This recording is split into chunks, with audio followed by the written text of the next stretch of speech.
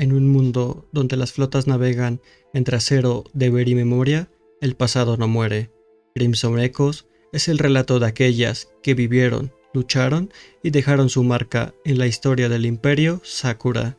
Este es el segundo episodio. Prepárate para escuchar el eco de una historia que aún resuena en los mares del alma.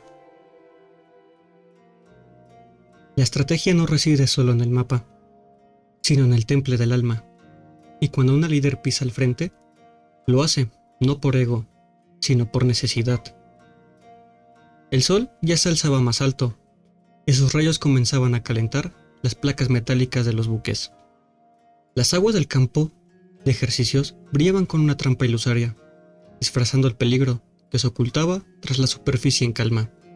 En el flanco este de la formación enemiga, la tensión podía sentirse en el aire, el retumbar de motores y el leve zumbido de las hélices de reconocimiento, y las ondas concéntricas sobre el mar creaban una sinfonía, preludio al choque inminente. De pronto, un destello entre las olas, frente a la escuadra del equipo azul, surgió una figura distinguible, la inconfundible silueta de Amagi, líder del equipo rojo. Avanzaba directamente hacia la línea enemiga, con una serenidad tan temeraria como elegante. ¿Qué hace ella aquí, al frente? Fue el pensamiento común que cruzó las mentes de las unidades presentes. Justo antes de que Hatakase, posicionada para contener el avance, la enfrentara. Hatakase entrecerró los ojos, su expresión marcada por la sorpresa y el respeto. Vaya, no esperaba encontrarme con la propia comandante del equipo rojo cara a cara, dijo, su voz flotando sobre la brisa salina. Amagi, con su característico tono refinado, respondió con una sonrisa leve, casi juguetona. Esto no es un juego, Hatakase. Si no me presento en el frente, Kaga podrá actuar de forma impulsiva. Me temo que debo vigilarla personalmente. La otra sintió lentamente, su postura firme, a pesar de lo que sus palabras revelaban. Entonces, ¿estás dispuesta a arriesgarlo todo? ¿Tu presencia aquí no es solo estratégica? Esto es más que un ejercicio para ti, ¿no es así? Los ojos de Amagi brillaron, no con arrogancia, sino con una determinación templada por la experiencia. Tal vez tengas razón. Disfruto de diseñar tácticas, sí, pero eso no me convierte en una comandante débil. Mi deber es liderar con el ejemplo. Que esté al frente no es una casualidad, es parte del plan. Hatakase observó a su adversaria con creciente respeto. Me alegra que estés de nuestro lado, pero si estoy aquí, es para cumplir mi papel, como lo haría un verdadero enemigo. La figura de Hatakase se tensó, lista para combatir. Si deseas avanzar, tendrás que derrotarme primero.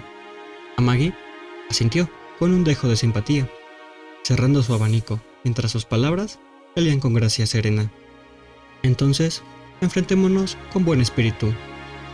Una ráfaga de viento sopló entre ambas, levantando la espuma del mar, como si la naturaleza misma contuviera el aliento. Y así, en ese pequeño rincón del océano, comenzó un duelo de mente y fuego, entre dos líderes. Era una simple escaramuza, era una danza de voluntad, entre el respeto, el deber y el anhelo de victoria. No es la victoria lo que forja a la comandante, sino la voluntad de cargar con lo inevitable. En cada enfrentamiento, una parte del alma se revela y otra se esconde para siempre. Las aguas vibraban, todavía con los ecos del combate. El viento dispersaba el humo residual, dejando entrever los restos de una escaramuza perfectamente ejecutada. En medio de aquel teatro efímero de guerra, Hatakase descendía, sus movimientos serenos incluso en la derrota. Es el fin, susurró, con la voz templada por la aceptación. No hay mucho que se pueda hacer cuando se enfrenta a una fuerza como la tuya. Amagi, aún con la postura intacta, se acercó con un paso tranquilo, su silueta bañada por la luz pálida del cielo nublado. Aún así, cumpliste tu deber con honor, dijo con suavidad, y una pequeña reverencia de respeto. Hatakase levantó la vista, sus ojos firmes, pero también cargados de duda. Dime, ¿de verdad estás yendo en serio con esto? La pregunta flotó en el aire, inesperada y directa, como una flecha sin adornos. A Maggie vaciló apenas un segundo, lo suficiente para que la tensión en su pecho se hiciera perceptible. Su rostro, sin embargo, no se quebró. ¿A qué te refieres exactamente? Katakase avanzó un paso, sus palabras más íntimas, como si hablara la persona más allá de la comandante. Sigo viendo en ti a la misma Maggie que conocí, pero cuando luchamos, sentí algo diferente.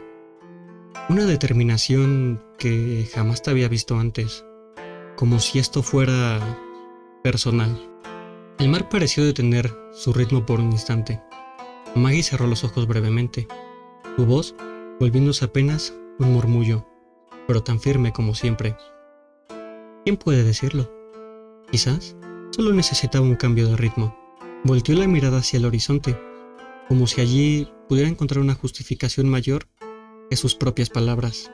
Si seguimos repitiendo los mismos ejercicios, si permanecemos en la comodidad de la rutina, nos quedaremos atrás, en los verdaderos campos de batalla. Su tono adquirió una gravedad inusitada. Como dijo Nagato-sama, el mundo está envuelto en caos. No podemos seguir encerrados en nuestro propio aislamiento. Este ejercicio, más que una competición, es una oportunidad.